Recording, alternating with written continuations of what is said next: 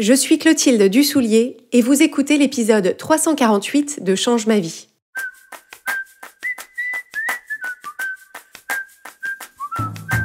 Bienvenue sur Change ma vie, outils pour l'esprit. Je suis Clotilde Dussoulier, je suis entrepreneur et master coach certifié et sur ce podcast, je vous livre chaque semaine des outils précis et concrets pour comprendre les mécanismes de votre cerveau et de vos émotions et construire exactement la vie à laquelle vous aspirez. Au moment où on diffuse cet épisode, l'automne est bien installé. Et si vous sentez que votre énergie ou votre motivation sont un peu en berne, rassurez-vous, il n'y a pas que vous. Le froid, la baisse de lumière, les journées qui raccourcissent, tout ça influe sur notre métabolisme qui s'adapte et qui nous donne des envies d'économie d'énergie, voire d'hibernation. En coaching, chez Change ma vie, on sait à quel point ces fluctuations d'énergie peuvent être frustrantes, mais aussi à quel point il est vain de faire comme si elles n'existaient pas et d'essayer de passer en force. Notre rôle, au contraire, c'est d'aider les personnes qu'on accompagne à maintenir le cap des changements auxquels elles aspirent, même quand l'enthousiasme et la motivation du début s'essoufflent, tout en respectant leur écologie personnelle. Donc si vous-même, vous avez un projet ou une envie de changement qui vous anime en ce moment, et si vous voulez vous donner toutes les chances de soutenir vos efforts dans la durée pour les mener jusqu'au bout, je vous propose cette semaine de redécouvrir un épisode qui vous a beaucoup plu. Mon intention, c'est de vous offrir un coup de boost pour rester motivé tout l'automne. Dans l'épisode d'aujourd'hui, on va regarder ensemble pourquoi tant de personnes, et peut-être vous en particulier, ont cette tendance regrettable à se lancer dans de nouveaux projets, dans des changements, mais à avoir des difficultés à maintenir leurs efforts dans la durée. Donc le phénomène, c'est je démarre quelque chose, j'initie un changement, mais au bout d'un moment, ça ne tient pas. Ma motivation chute et je finis par abandonner ou passer à autre chose. Dans cet épisode, je veux vous donner des clés pour comprendre d'abord ce qu'il se passe si vous avez l'impression de correspondre à ce profil. Et surtout, on va voir ensemble comment faire pour ne plus être sujet à ça. Et pour que, quand les choses vous tiennent effectivement à cœur, quand vous entreprenez une démarche pour laquelle vous avez envie de soutenir vos efforts dans la durée, vous puissiez effectivement le faire et aller au bout de ce que vous avez entrepris. Parce que c'est ça l'objectif. Comme je le souligne souvent pour vous, je n'ai aucun jugement moral sur le fait de démarrer les choses ou de ne pas les démarrer, d'aller jusqu'au bout des choses ou de ne pas y aller. Je ne pense pas que les gens qui vont jusqu'au bout de leur projet soient intrinsèquement, en tant que personne, meilleurs ou plus admirables que les autres. La seule chose que je veux pour vous, vous qui m'écoutez à cet instant précis, c'est que vous soyez en mesure de consacrer vos ressources, donc votre temps, vos talents, votre énergie, votre argent, d'une façon qui est alignée avec ce que vous voulez vraiment pour vous et pour votre vie. Et force est de constater que la grande majorité des choses qui en valent la peine dans notre vie, quand on a envie de construire et de vivre une vie épanouie et accomplie, la grande majorité de ce qu'on valorise dans notre vie nécessite de maintenir nos efforts et notre engagement dans la durée. Donc ça peut être, par exemple, un nouveau mode d'organisation que vous voulez mettre en place dans votre vie, une nouvelle façon d'organiser votre appartement, d'organiser votre emploi du temps, d'organiser votre vie en général. Une fois que vous avez imaginé ce système d'organisation, ce système n'a aucune valeur si vous ne le maintenez pas dans la durée, parce que très rapidement, le chaos reprendra le dessus et vous reviendrez à la case départ. De la même façon, si vous voulez mettre en place une pratique sportive, peut-être pour vous entraîner à la perspective d'une épreuve sportive ou simplement avoir une activité physique pour en retirer des bénéfices en termes de santé, de forme, etc., eh bien, vous pouvez vous inscrire dans la salle de sport la plus cool, souscrire à l'application en ligne la plus innovante où vous achetez le matériel le plus pointu. Si vous faites 1 ou 2 séances mais que vous arrêtez ensuite, évidemment, vous n'en retirerez aucun bénéfice et votre bel équipement finira par prendre la poussière dans un coin. Si vous avez envie d'améliorer votre alimentation, si vous voulez cuisiner davantage par mesure d'économie, d'écologie ou de nutrition, eh bien, Vous pouvez acheter le bon livre et les bons ingrédients, vous pouvez cuisiner un bon repas une fois, mais ça ne suffira pas. Les bénéfices ne se matérialiseront que si vous maintenez vos efforts dans la durée. Autre exemple, si vous avez un projet créatif, comme l'écriture d'un livre, ce qui est mon cas actuellement d'ailleurs, donc sorti au printemps 2024, vous pouvez avoir l'idée, vous pouvez même avoir le synopsis, vous pouvez même avoir le contrat, et c'est formidable. Mais si vous ne prolongez pas votre démarche avec des séances régulières d'écriture, même quand c'est difficile, même quand vous ramez, même quand vous doutez, votre livre ne verra jamais le jour. Autre exemple pour finir, imaginons que vous avez envie de suivre une formation, peut-être en vue d'une reconversion, ou que vous voulez engager une démarche de coaching. Il ne suffit pas de vous inscrire pour que, de façon magique, comme si vous étiez dans une cabine à UV, vous ayez absorbé par capillarité ce que vous avez à apprendre ou conduit les changements que vous voulez apporter à votre vie. Il va falloir nécessairement prendre part activement à la formation ou à la démarche de coaching. Il va falloir maintenir votre engagement dans la durée pour mettre les choses en pratique et en recueillir les bénéfices. Donc posez-vous la question, à travers les exemples que je viens d'évoquer, est-ce que vous arrivez à vous identifier à certaines typologies de ces projets, de ces changements ? Et si c'est le cas, vous pourrez remarquer que dans toutes ces situations, j'ai à chaque fois souligné qu'il y a 2 enjeux successifs. Le premier enjeu, c'est de se mettre en mouvement. Et ça, je veux quand même le souligner parce que c'est déjà une première marche qui n'est pas si facile à gravir. C'est d'ailleurs au bas de cette marche, de la mise en mouvement, que beaucoup de gens restent bloqués. Il y a énormément de personnes qui ont des envies, mais ces envies restent vagues, elles restent floues, c'est quelque chose dont on parle le vendredi soir à ses amis, ou alors on regarde sur les réseaux sociaux, on voit des gens qui font des trucs et on se dit « Ah oui, moi aussi, j'aimerais bien faire ça ». Donc l'envie est là, mais ces personnes n'arrivent pas à se mettre effectivement en action et donc restent bloquées avant cette première étape. Alors si c'est quelque chose qui vous concerne, il y a des épisodes de Change ma vie qui vont vous aider à dépasser ce blocage. C'est l'épisode 131 qui s'appelle « La capacité à agir » et je vous recommande aussi l'épisode 183 qui s'appelle « Infiniment que rien » et qui parle du fait que cette mise en mouvement, celle qui vous fait passer de l'immobilité au mouvement, c'est un changement absolument majeur et que vous avez besoin d'une forme spécifique d'énergie pour le mettre en place.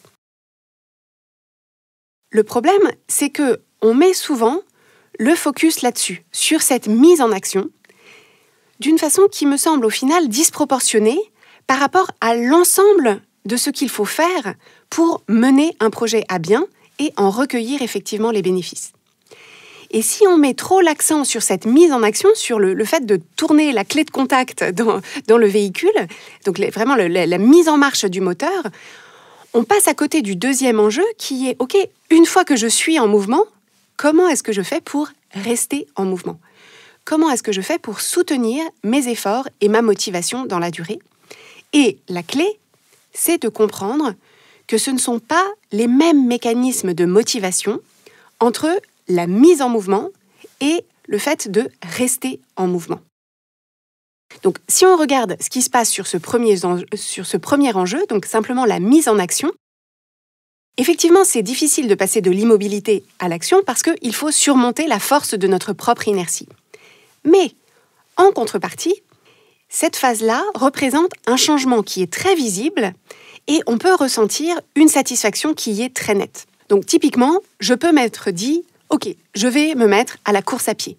Donc, peut-être que je vais mettre du temps avant de m'y mettre, mais le premier samedi matin où effectivement je me serais levée, j'aurais mis mes baskets et je serais allée au parc pour courir, je rentre chez moi et je ressens la très grande satisfaction, le boost de fierté d'avoir eu ce premier résultat, qui est un résultat qui, par rapport à ce que j'avais avant, est très visible. Je vois très nettement la différence entre le avant et le après. Avant, je n'allais jamais courir, et là, je viens d'aller courir. Donc, je suis dans une espèce d'euphorie de me voir en action, j'en reviens pas, je suis hyper impressionnée par moi-même. Il y a aussi dans cette mise en action un effet de nouveauté. On est porté par la fraîcheur de notre décision. Le moment où je me suis dit « Allez, c'est bon, j'y vais », ça a souvent eu lieu suite à un déclic. Donc, peut-être que j'ai eu une expérience pénible. Par exemple, mon médecin m'a alerté sur les dangers de la sédentarité et je me suis dit, ok, terminé de jouer, maintenant il va vraiment falloir s'y mettre. Ou alors peut-être que je me suis greffée à quelque chose d'extérieur à moi, peut-être que j'ai participé à un challenge, peut-être que c'est une amie qui m'a dit « Ah tiens, je me suis inscrite à ce cours de boxe, ça a l'air génial, viens avec moi et tout ». Et donc j'ai surfé sur sa motivation et je me sens portée par l'élan de ce déclencheur extérieur. En tout état de cause, vous sentez sans doute en m'entendant décrire cette phase de mise en action qu'elle est souvent assortie d'une énergie assez haute, d'enthousiasme, d'excitation peut-être. Et ça, c'est vraiment le propre du circuit de la dopamine. Donc la dopamine, c'est un neurotransmetteur, et c'est le neurotransmetteur qui est en jeu dans cette mise en action. La dopamine, c'est le neurotransmetteur qui nous pousse à obtenir quelque chose qu'on n'a pas, qui nous pousse à rechercher la nouveauté dans ce qu'elle va avoir d'attractif et de bénéfique. Et il y a vraiment cette idée d'effort qui va être couronnée par une récompense, une carotte qu'on anticipe assez rapidement.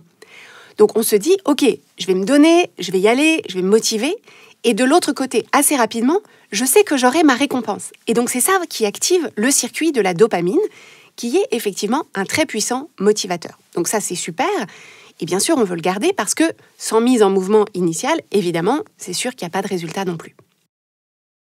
Néanmoins, ce qu'il se passe une fois qu'on a dépassé ce premier enjeu, c'est-à-dire cette mise en action, c'est que souvent, on a idéalisé le processus. On est allé courir une fois, on en a ressenti beaucoup de gratification, on est très fier de soi, et il y a une partie de nous qui pense que la suite du processus sera aussi gratifiante que cette première fois, et qu'on va continuer à ressentir les effets agréables de la dopamine à chaque fois qu'on fera ça. Mais dans la réalité, ce n'est pas ça qui se passe. Par définition, la dopamine se déclenche quand on cherche à obtenir quelque chose qu'on n'avait pas.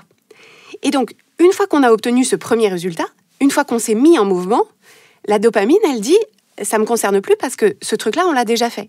Il n'y a plus d'effet de nouveauté, donc ciao, bye, moi, je vous laisse. » Et on peut, à ce moment-là, ressentir une forme de désenchantement parce qu'on s'était dit, mais ça va être génial, à chaque fois que j'irai courir, je vais me sentir hyper fière, à chaque fois que je préparerai mon repas du soir selon ce que j'ai planifié, je vais être hyper contente, à chaque fois que je terminerai un nouveau chapitre, je serai hyper fière.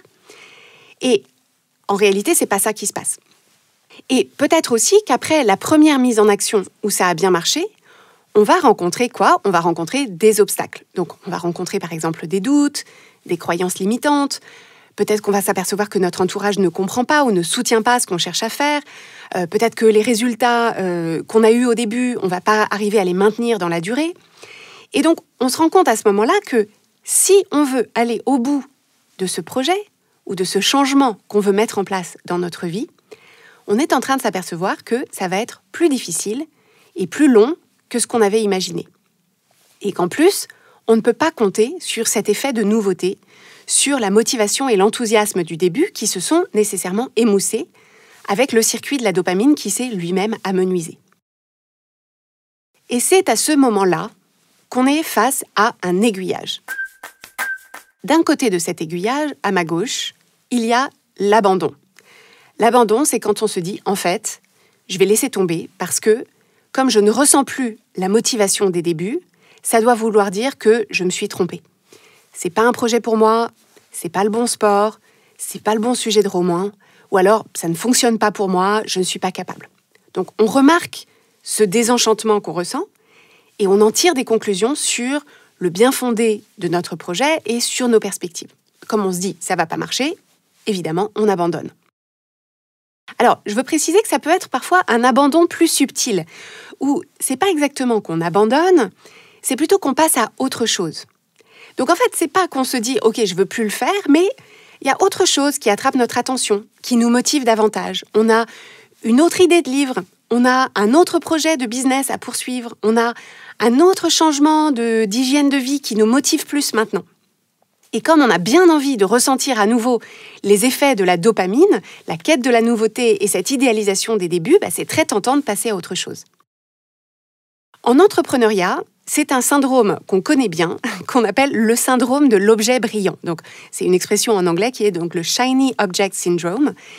Et c'est la difficulté qu'ont les entrepreneurs, qui sont par essence des personnes qui ont une forte capacité à se mettre en action.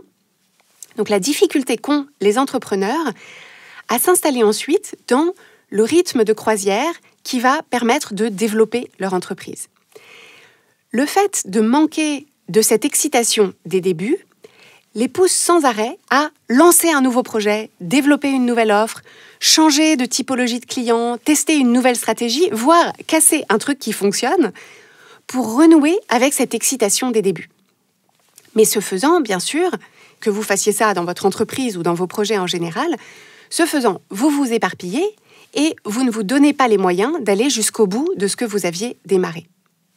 Quand on passe à autre chose avant d'être allé au bout du truc précédent, on se prive d'exploiter pleinement et de valider ou d'invalider l'hypothèse de départ. Au moment où je pense que ce mode d'organisation va me convenir, au moment où je pense que cette pratique sportive va être bénéfique pour moi, que ce changement d'alimentation, ce livre, cette activité, cette démarche de coaching vont m'apporter des bonnes choses pour moi, il y a une raison pour laquelle je me suis lancée là-dedans. Je me suis dit qu'il y avait quelque chose à en retirer. Mais si j'arrête dès qu'on est dans le dur, c'est-à-dire dans la phase où il faut persévérer, je ne serai pas en mesure de savoir si c'était effectivement la bonne chose pour moi. Je n'en recueillerai pas les bénéfices, ni en termes de résultats, ni en termes d'apprentissage. Donc ça, c'était la première option de notre aiguillage. Donc à ma gauche, il y a l'option « j'abandonne » ou « je passe à autre chose » pour retrouver un shoot de dopamine. Mais de l'autre côté de l'aiguillage, si on veut se donner les moyens d'aller au bout de notre démarche, il y a l'option de la persévérance, dans laquelle on peut s'engager si on arrive à prendre conscience à ce moment-là qu'en réalité, c'est dans la poursuite de nos efforts que tout se joue. C'est-à-dire que le premier enjeu, la mise en action, c'est important. Mais si c'est une mise en action sans compléter avec des efforts maintenus dans la durée, en réalité, on aurait mieux fait de s'épargner les efforts du début, puisque, au final, on n'en recueillera pas les bénéfices. Et la clé à ce moment-là, pour arriver à persévérer, c'est de comprendre qu'il va falloir passer à une nouvelle forme de motivation. Une nouvelle forme de motivation qui soutiendra notre énergie, notre élan dans la durée, et qui nécessite d'avoir un rapport plus mature à nos émotions et à notre engagement, qui repose sur notre capacité à générer une motivation intrinsèque. Ça consiste à se dire « je vais maintenant passer dans un mode où je vais continuer à faire ce qui fonctionne ». Et ça, c'est vrai que c'est beaucoup moins excitant que de faire des choses nouvelles, mais c'est dans cette régularité qu'on va pouvoir recueillir des résultats par effet cumulatif. Par exemple, dans le développement d'une activité entrepreneuriale, ça consiste à se dire « Ok, au début, quand je me suis lancée, c'était hyper excitant, j'en parlais à tous mes amis, tout le monde était hyper impressionné, ma mère me voyait déjà en couverture du magazine Challenge. Mais maintenant que je suis lancée, qu'est-ce qu'il va falloir faire ? Eh bien, il va falloir tous les jours se lever, se mettre à son bureau, démarcher des clients, développer une offre, délivrer mes prestations, livrer mes produits, etc. » Et il faut arriver à se souvenir que le succès de son entreprise, de son activité, repose sur ces actions quotidiennes qui ne sont pas spécialement étincelantes ou excitantes au moment où on les fait. Mais c'est là-dessus que repose la construction des résultats par effet cumulatif. Ce concept d'effet cumulatif, je vous en ai parlé dans l'épisode 92 de Change ma vie. Et c'est un concept très important parce que notre cerveau a tendance à sous-estimer la valeur de ces petites actions mises bout à bout. Il a du mal à évaluer la puissance de cet effet cumulatif. Donc, pour soutenir nos efforts dans la durée, c'est très important de prendre conscience explicitement de ce phénomène. Se rappeler au quotidien que chaque fois que je vais faire les courses pour acheter des ingrédients pour mes repas qui sont sains et équilibrés pour moi, ça paraît peu, mais c'est en y allant régulièrement que je construis mes résultats. Donc c'est cette capacité à faire plus de ce qui marche, de façon régulière et avec persévérance. Et c'est également la capacité à rester concentré sur le processus sans s'appuyer de façon disproportionnée sur le résultat pour maintenir notre motivation. Ça, je l'ai évoqué avec vous dans l'épisode 212 de Change ma vie qui s'appelle Processus versus résultat. Et c'est ce changement d'état d'esprit qui permet de ne pas être uniquement motivé par la carotte, par le résultat. Bien sûr, on est motivé par le résultat parce que sinon on ne ferait pas ce qu'on fait. Mais c'est important de développer notre capacité à valoriser le processus, donc chacune des étapes, et à développer un discours intérieur qui valorise nos efforts dans ce processus. Donc valoriser nos progrès, valoriser la façon dont on avance chaque semaine, et créer du plaisir dans le processus même, sans avoir les yeux rivés uniquement sur la ligne d'arrivée.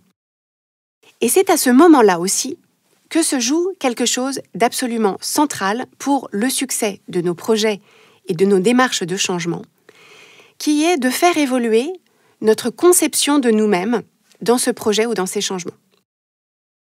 Parce qu'en réalité, le changement majeur qui intervient entre le premier enjeu de la mise en action et le deuxième enjeu de rester en action, c'est l'évolution de notre identité et du regard qu'on porte sur nous-mêmes.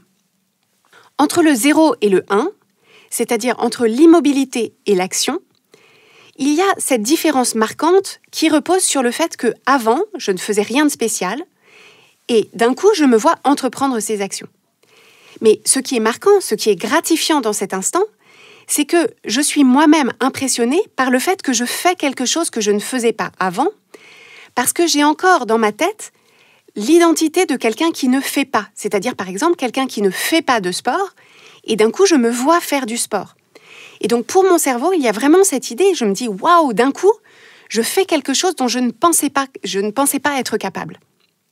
Mais pour maintenir ensuite mes efforts dans la durée, il faut que ma conception de moi-même rattrape mes actions et je dois la mettre à jour comme on mettrait à jour la version d'un logiciel. Donc il s'agit de développer et d'entretenir au quotidien cette nouvelle identité de quelqu'un qui fait du sport, de quelqu'un qui écrit, de quelqu'un qui mange bien, de quelqu'un qui dirige une entreprise, de quelqu'un qui s'engage pleinement dans sa formation ou dans sa démarche de coaching. Et le truc génial, c'est que quand on développe et qu'on entretient cette identité, cette conception de nous-mêmes, les actions en découlent beaucoup plus facilement parce qu'il n'y a qu'à incarner cette identité et faire exactement ce que ferait quelqu'un qui accorde de l'importance à son activité sportive, à son alimentation, à son projet créatif, à sa croissance personnelle ou professionnelle, etc. Et cette nouvelle identité qu'on forge nous permet de faire reposer nos actions sur notre confiance en nous, en nos capacités, notre investissement dans cette nouvelle identité, qui va ensuite créer de nouveaux automatismes dans notre cerveau et qui feront que les actions qu'on veut entreprendre nous demanderont beaucoup moins d'efforts. Et c'est là qu'on peut voir, en termes de neurotransmetteurs, qu'on passe à ce moment-là dans le domaine de la sérotonine. La sérotonine, c'est le neurotransmetteur qui va avec cette idée d'alignement avec soi, d'alignement avec ce qu'on veut, d'alignement avec nos objectifs, de confiance dans nos capacités et d'appréciation de ce qu'on a et de ce qu'on est en train de faire. C'est une énergie qui est plus l'énergie de la tortue que l'énergie du lièvre, si vous pensez à la fable de La Fontaine.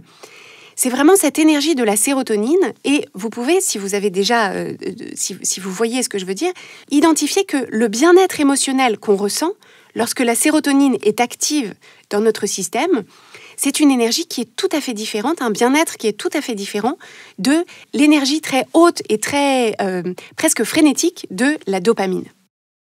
Et vous pouvez sans doute constater ce phénomène dans les différents changements que vous avez pu mener avec succès dans votre vie. Par exemple, quand vous êtes passé du statut d'étudiant au statut de salarié, ou quand vous êtes passé de quelqu'un qui vivait chez ses parents à quelqu'un qui est parti de chez ses parents, ou quelqu'un qui n'avait pas d'enfant à quelqu'un qui en a.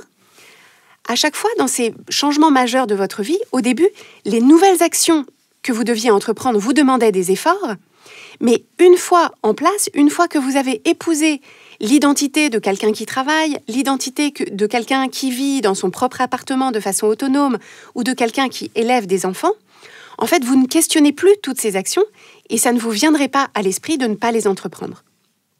C'est pareil aujourd'hui pour les projets ou les changements que vous voulez mettre en place dans votre vie et que vous voulez mener à bien jusqu'au bout, il va falloir apprendre à cultiver cette nouvelle forme d'énergie et de motivation qui vous permet de faire plus de ce qui fonctionne, de rester concentré et investi dans le processus plutôt que les yeux rivés sur le résultat, et de cultiver l'identité que vous voulez épouser pour devenir la personne que vous avez besoin d'incarner pour continuer sur votre lancée avec persévérance jusqu'à atteindre vos objectifs. Voilà qui conclut notre épisode d'aujourd'hui. Et n'oubliez pas, l'année est loin d'être terminée.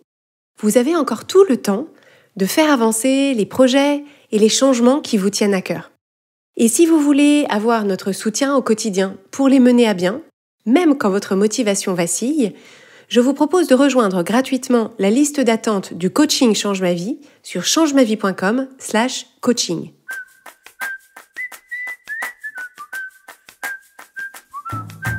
Si vous écoutez le podcast Change ma vie, c'est sans doute que vous vous posez beaucoup de questions. Qui vous êtes vraiment ? Où vous en êtes ? Et est-ce que vous faites les bons choix ? Vous êtes sans doute une personne sensible, avec beaucoup d'émotions, qui vous encombrent parfois. Vous avez toujours à cœur de bien faire et vous vous mettez beaucoup la pression. Mais vous vous apercevez que ce mode de fonctionnement hyper exigeant vous coûte cher. Vous ressentez beaucoup d'anxiété, votre quotidien et vos relations manquent cruellement de légèreté et malgré vos efforts, vous n'arrivez pas à vous sentir juste bien, tranquille avec qui vous êtes et ce que vous faites. À force d'être dans votre tête tout le temps, vous passez à côté de la vie épanouie et alignée que vous pourriez vivre dès maintenant.